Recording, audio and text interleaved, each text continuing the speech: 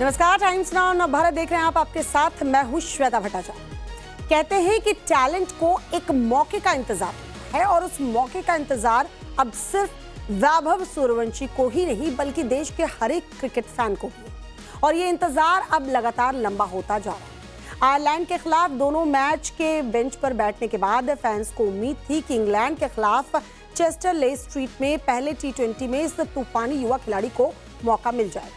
हालांकि भारतीय team management ने T20 वर्ल्ड कप जिताने वाले अपने सीनियर टॉप ऑर्डर पर ही भरोसा बनाए रखा और वैभव को एक बार फिर प्लेइंग 11 से बाहर रखा गया।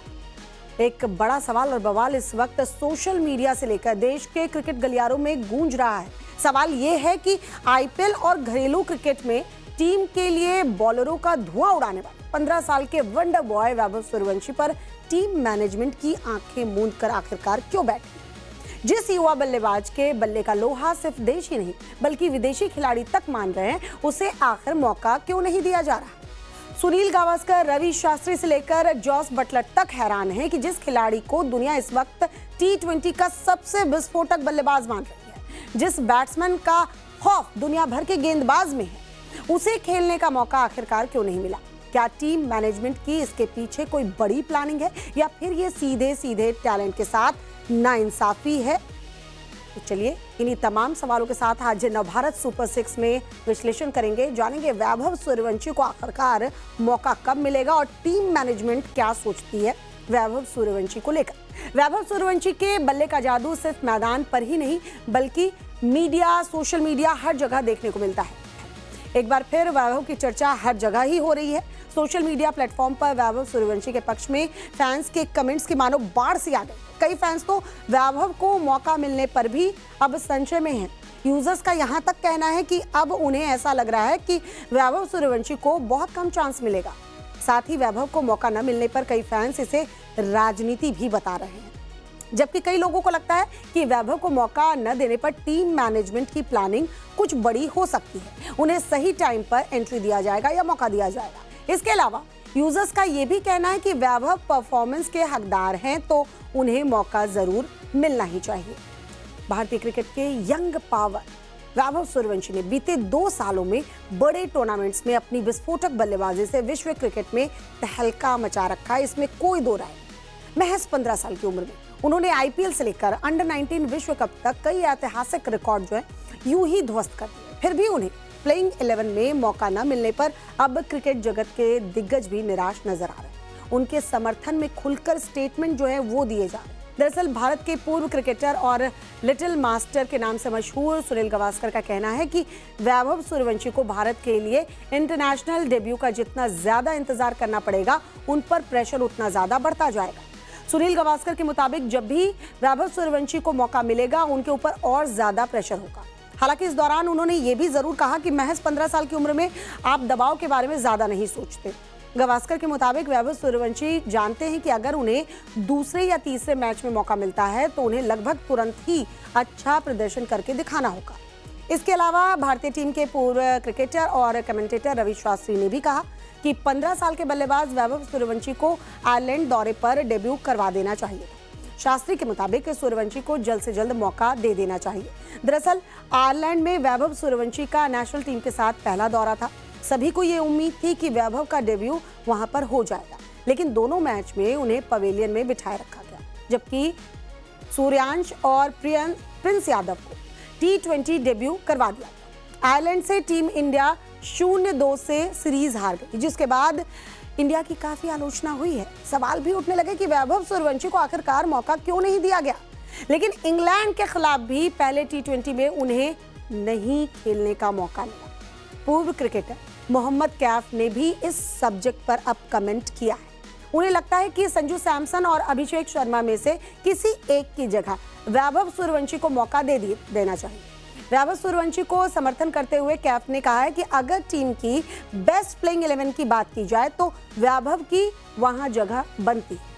कैफ के मुताबिक T20 वर्ल्ड कप के बाद सूर्य कुमार यादव को हटाने के पीछे भी यही कारण बताया गया था। तब भी फ्यूचर की बात की गई, लेकिन अगर वाकई में टीम भविष्य के बारे में सोच रही है तो वैभव सूर्यवंशी क्यों बाहर हैं? सवाल उनके जहन में भी है। कैफ ने इस दौरान सवाल भी किया कि क्या कोई और 15 साल का खिलाड़ी है जो कि वैभव से बेहतर हो। वैभव के समर्थन करने वाले दिग्गज खिलाड़ियों की इस लिस्ट में विदेशी खिलाड़ी भी शामिल हैं। इंग्लैंड की टीम के बैट्समैन जॉस बटलर ने वैभव सूर्यवंशी की तारीफ की है। उन्होंने ये कहा कि वैभव कुछ ऐसा कर रहा है जो हमने पहले कभी नहीं देखा। और ये सिर्फ वो नहीं कह रहे हैं, ये तमाम क्रिकेटर जो है वो कह रहे हैं 15 साल का ये लड़का कुछ ऐसा कर रहा है जो आज से पहले कभी देखा नहीं गया। ये देखना वाकई हैरान करने वाला है कि वो इतनी जल्दी कितनी तेजी से रिकॉर्ड्स जोड़ता जा रहा है। दरअसल इंग्लैंड में वैभव पहले यूथ वनडे मैच खेल चुके हैं। अंडर 19 भारतीय टीम की ओर से वैभव ने 5 यूथ वनडे मैच खेले। कुल 355 रन उन्होंने बनाए, जिसमें से एक शतक है और एक अर्धशतक इसमें शामिल है। इसके अलावा वैभव सूर्यवंशी को लेकर इंग्लैंड की टीम के कैप्टन हैरी ब्रूक का बयान भी सामने आया है। ब्रूक के मुताबिक वैभव सूर्यवंशी ने 15 साल की उम्र में जो करके दिखाया है वो वाकई में कमाल है। वैभव को मौका नहीं मिला। हालांकि मैच से पहले ब्रूक ने ये कहा था कि हम उनके खिलाफ खेलने के लिए उत्सुक हैं। यानी लोग देखिए इंतजार कर रहे हैं कि वैभव खेले, हम उनके साथ खेलना चाहते हैं और हम उनका प्रदर्शन देखना चाहते हैं, मतलब उनको रोकना चाहते हैं, और बावजूद इसके मौका नहीं मिल रहा है। वैभव सूर्यवंशी को मौका न मिलने पर क्रिकेटर नीतीश राणा का बयान भी सामने आया है। नव भारत से बातचीत के दौरान नीतीश राणा ने कहा है कि मैं उम्र नहीं बल्कि टैलेंट पर भरोसा करता हूं। वैभव सूर्यवंशी एक अलग टैलेंट है जिसे मौका दिया जाना चाहिए। सुनिए जरा। हम देख रहे हैं इस वक्त पूरा इंडिया कैसे वैभव सूर्यवंशी के बारे में भी बात कर रहा है कि उनका डेब्यू कब होगा। सिर्फ 15 साल की उम्र है, तो कहीं ना कहीं आपको लगता है वहाँ से भी जो बच्चे हैं उनको एक एक्स्ट्रा मोटिवेशन मिल रहा है कि हमें भी वहाँ पहुँचना है। नहीं, बिल्कुल मोटिवेशन तो है, बट एक एडिड प्रेशर भी है, बिकॉज एज मैं एज में बिलीव नहीं करता, टैलेंट में बिलीव करता हूँ। और वैभव मैंने उसको पिछले साल देखा था जब उसका डेब्यू भी नहीं हुआ था, और वो एक अलग टैलेंट है जो कि मैंने आज तक नहीं देखा। तो मैं इसलिए टैलेंट पे बैक करता हूँ, और एज मेरे को नहीं लगता कि एज इतना ज़्यादा मैटर करती है इस चीज़ में। हाँ, यंग प्लेयर्स के लिए वो एक प्रेशर ज़रूर है कि 15 साल में मुझे भी खेलना है, बट आप अपना काम करते चलो, शायद कहीं ना कहीं आपके रास्ते में वो चीज़ ज़रूर आएगी। आप अगर वो बेंच मार्क ना रखो कि मेरे को भी 15 में ही खेलना है, 15 से पहले खेलना है, तो लाइफ थोड़ी ज़्यादा ईजी हो जाएगी, बिकॉज वो एक बहुत अलग टैलेंट है। और आगे आपको दिखाएंगे आसमान से बरस रही राहत कैसे आफत बन गई है। उससे पहले दिन भर की सुपर 6 खबरें देख लीजिए। भारत और जापान की मित्रता में आज नया अध्याय जुड़ गया है। दिल्ली में जापान की पीएम सनाए तकाची और प्रधानमंत्री नरेंद्र मोदी के बीच द्विपक्षीय वार्ता हुई और कई एमओयूज पर साइन हुए। पीएम मोदी ने तकाची को छोटी बहन के तौर पर संबोधित किया तो जापान की पीएम ने आभार जताया। दिल्ली में India Japan joint business forum में भी दोनों शामिल हुए। टीएमसी में बगावत का मामला चुनाव आयोग की चौखट तक पहुंच गया है। टीएमसी के 10 बागी विधायक दिल्ली में चुनाव आयोग से मिले हैं। ऋतुविद बनर्जी ने कहा कि हम ही असली टीएमसी हैं और हमारे पास 2/3 से ज्यादा विधायक हैं। उधर टीएमसी सांसद सागरिका घोष ने बागी गुट के चुनाव आयोग से मुलाकात पर सवाल खड़े किए। कहा कि इलेक्शन कमीशन को बीजेपी चला रही है। राम मंदिर चढ़ावा चोरी मामले में चंपत राय के खिलाफ मोर्चा खुल गया है। आज फैजाबाद बार एसोसिएशन से जुड़े वकीलों ने चंपत के खिलाफ अयोध्या में मार्च निकाला। इस दौरान पुलिस की बैरिकेडिंग भी प्रदर्शनकारी वकीलों ने तोड़ दी। थाना पहुंचकर बार एसोसिएशन ने चंपत राय के खिलाफ शिकायत दी और उन पर एफआईआर दर्ज करने की मांग की। राम मंदिर चढ़ावा चोरी मामले में कांग्रेस महासचिव केसी वेणुगोपाल ने प्रधानमंत्री नरेंद्र मोदी को चिट्ठी लिखी और सुप्रीम कोर्ट की निगरानी में जांच की मांग की है।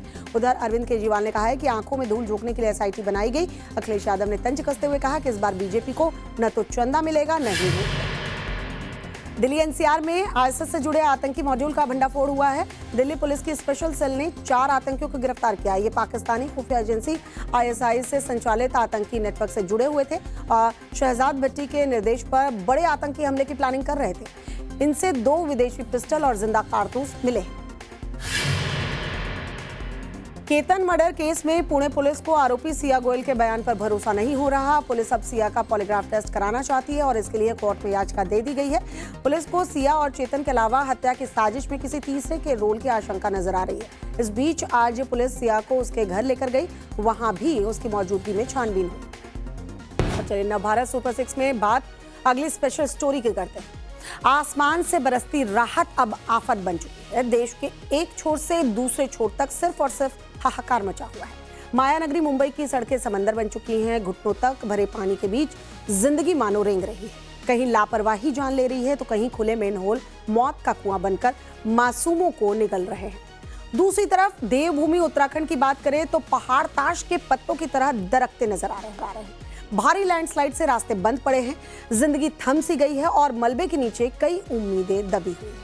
मुंबई के वाटर लॉगिंग से लेकर उत्तराखंड के पहाड़ों में मचे इस विनाश तक मानसून की मार ने पूरे देश को अभी से बेबस कर दिया है। प्रशासन के खोखले दावों और कुदरत के इस खौफनाक मंजर की हर एक तस्वीर, हर एक ताजा अपडेट आपको बताते हैं।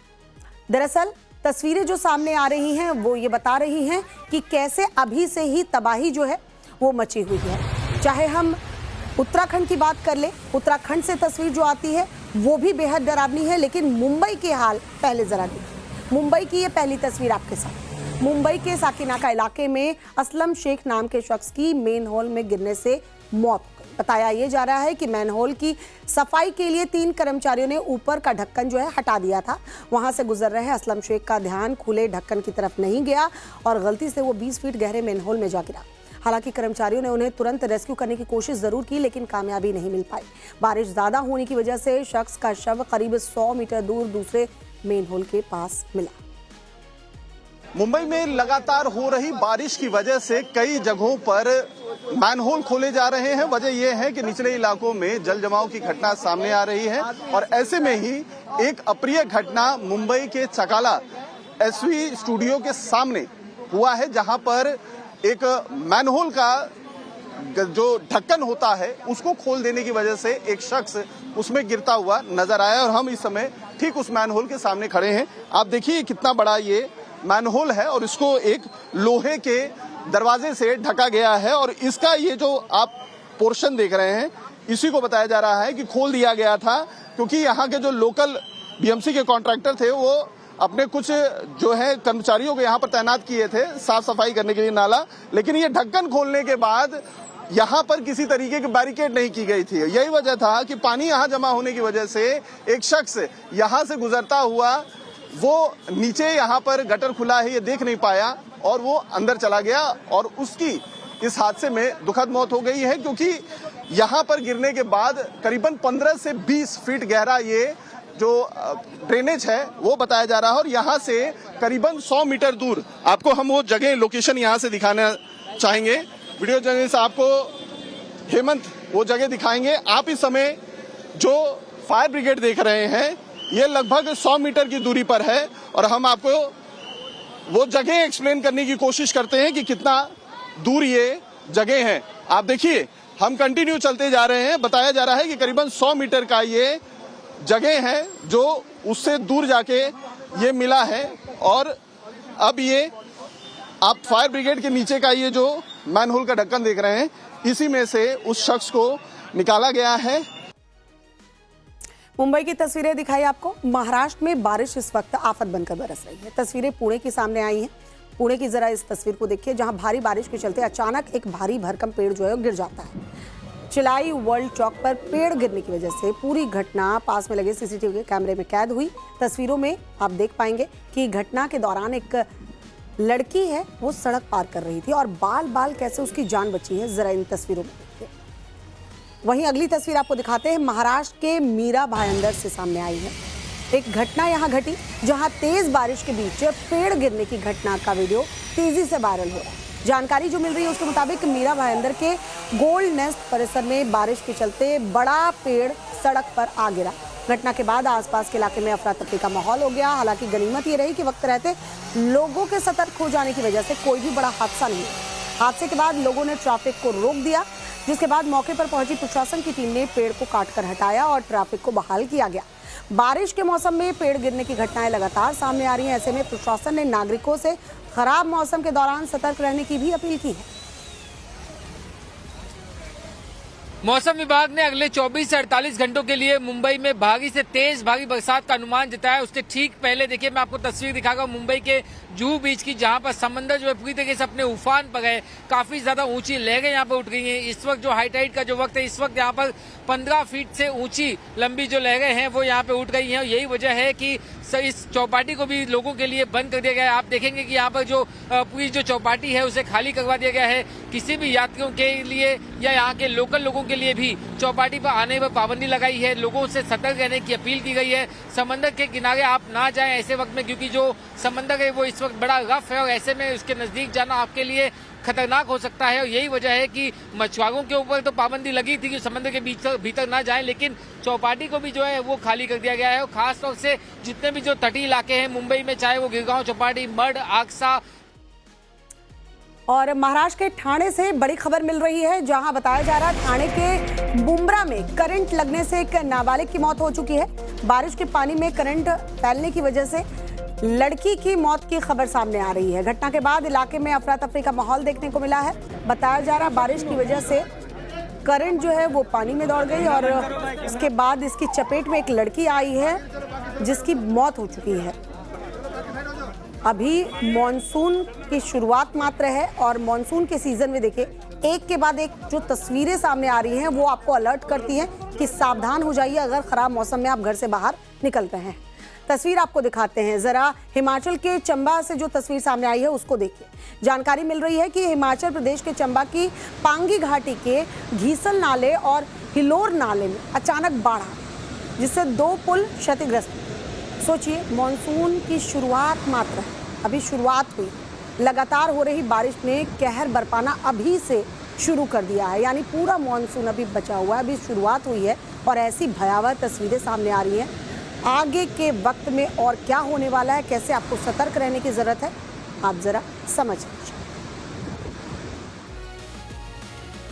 राम मंदिर चढ़ावा चोरी मामले में इस वक्त बड़ी खबर सामने आ रही है। आरोपी अविनाश को 24 घंटे की रिमांड पर लिया गया है। सूत्रों के हवाले से खबर मिल रही है अयोध्या कोर्ट ने 24 घंटे की रिमांड जो है वो मंजूर कर दी है। सूत्र बता रहे हैं अविनाश को पूछताछ के बाद अब रिमांड पर लिया गया है। आरोपी अविनाश जिसके घर पर रेड भी हुई थी और अब 24 घंटे की रिमांड पर उसे लिया गया है। अयोध्या कोर्ट ने 24 घंटे की रिमांड जो है वो मंजूर कर दी है।